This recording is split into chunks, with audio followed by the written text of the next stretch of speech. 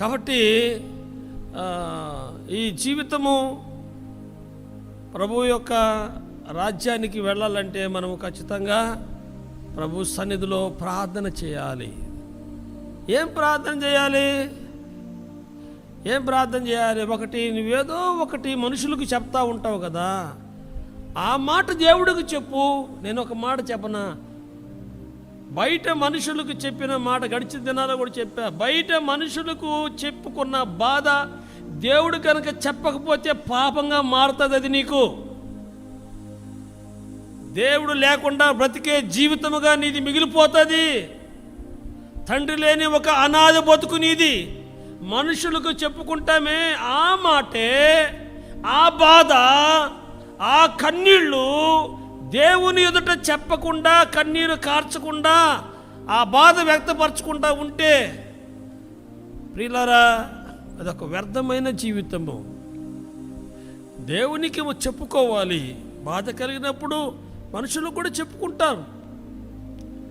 కానీ దేవుణ్ణి మర్చిపోయి మనుషులకు చెప్పుకున్నామంటే వాళ్ళేని దేవుళ్ళని దేవుడు వదిలేస్తాడు నిన్నంతే. దేవుడు నిన్ను వదిలేస్తాడు. ఎందుకని అంటే నీలో విశ్వాసం పోయింది. దేవుని వైపు చూడటము అలవాటు పోయింది. నీకు దేవునికి చెప్పుకోవడమే అలవాటు పోయింది. కాబట్టి ఇక నీ మీద దృష్టి ఉంచాల్సిన అవసరం కూడా ఉండదు ఆయనకి. ఎందుకంటే నువ్వు నిర్లక్ష్యం చేసావు కదా. ఏసావు నిర్లక్ష్యం చేశాడు. అతని మీద ఆవగింజంత కూడా లేదు ఆయనకి. అసలు ఆయన తోసేసాడు పక్కన. ఎందుకని? దేవుడిచ్చే విలువలు కాపాడుకోకపోతే ఇక్కడ కండిషన్ ఏమి లేదే.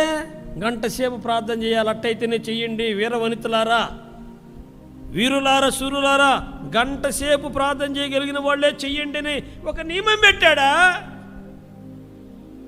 శంకరి ప్రార్థన టైం చెప్పండి, ఎంత ఉండొచ్చు అప్రాక్సిమేట్గా? శంకరి ఎంతసేపు ప్రార్థించుంటాడు? ఆ మాట అనడానికి ఎంత సమయం పట్టుంటుంది మీరు చెప్పండి, క్యాల్కులేట్ చేసి. హాఫ్ మినిట్ పట్టుంటుందా? నో. దేవా పాపినైన నన్ను కరుణించుము. మీరు లెక్క పెట్టుకోండి, వాచ్ చూసి చూడండి. హాఫ్ మినిట్ అయి ఉంటుందేమో చూడండి, 1/4 మినిట్ అయి ఉంటుంది ఏమనుకుంటున్నా. అది కూడా అవదనుకుంటున్నా. దేవా పాపినైనా నన్ను కరుణించుము. ఇంకేమైనా ఉందా? ఆయన ప్రార్థనలు ఏమైనా ఉందా?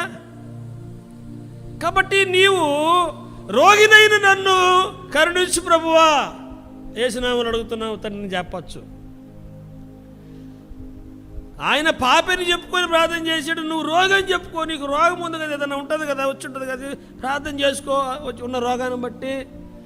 లేకపోతే నీ సమస్య ఏందో ఎవరో దాన్ని బట్టి నువ్వు ప్రార్థన చేయి. చిన్న ప్రార్థన పెద్ద ప్రార్థన అని కాదు ఇక్కడ. చూసారా, మనకున్న సమయంలో క్లుప్త ప్రార్థన. అందుకో ఆ గది పెట్టాము, ఆ గదిలోకి వెళ్ళిపోయి ఉదయం నుంచి సాయంకాలం దాకా ప్రార్థన చేసుకోవచ్చు. ఎవరు ఆటంకం పెట్టరు. సంఘానికి వాళ్ళు దీవెనకరమైన వ్యక్తులు అవుతారు.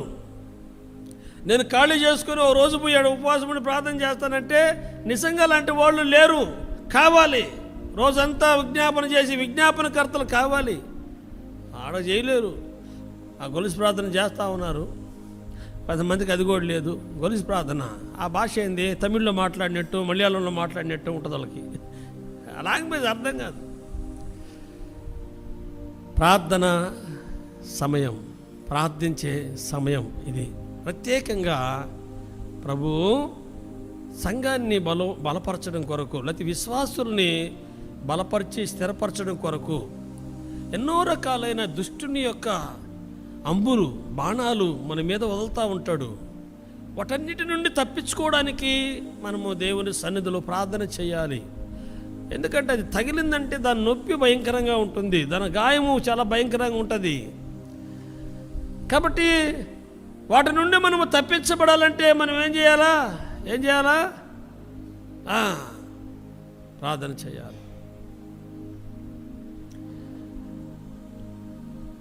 ఒక చిన్న ప్రార్థన చేయాలి. తీసుకొచ్చిన అంశం కోసం ప్రార్థన చేయి. సంఘంలో నువ్వు ఏదైనా ఆశిస్తా ఉన్నావు, మా సంఘం ఇలా ఉండాలి ప్రభువా, ఇగో మందిరం నింపబడాలని మీ సేవకుని యొక్క కోరిక ఉంది నాయన. నింపు నాయన, ఈ మందిరాన్ని నింపి నాయన, ఈ మందిర సరిహద్దులు విశాలపరచు ప్రభు అని ఏదన్నా భారము నీ గుండెల్లో నిండుకున్న ఏదన్నా ఒక భారం ఉంటే దాని గురించి ప్రార్థన చేయి. నీ కుటుంబంలో ఎవరి నిమిత్తమైనా నీకు చింత కలిగి ఉంటే చూసారా, వారి నిమిత్తము ప్రార్థన చేయి. నీ శరీరంలో ఏదో వేధిస్తూ ఉంటే అనారోగ్య పరిస్థితి కావచ్చు, ఆత్మీయ సంబంధమైన ఒక కొరత కావచ్చు, దాని విషయం ప్రార్థన చేయి. ఈ సమయాన్ని అందుకే ఉపయోగించుకోవాలి. ఎందుకో అందుకే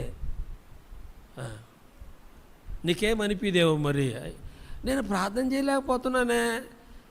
పోనీ ప్రార్థన చేయడానికి హేతువు చూపిస్తా ఉన్నా కూడా దేవుడు ప్రార్థన చేయడానికి హేతువు చూపిస్తాడు. ఏంటిది? వాక్యంతో మాట్లాడతాడు, దర్శిస్తాడు, ఎక్కడో మన లోపాన్ని చూపిస్తాడు కాబట్టి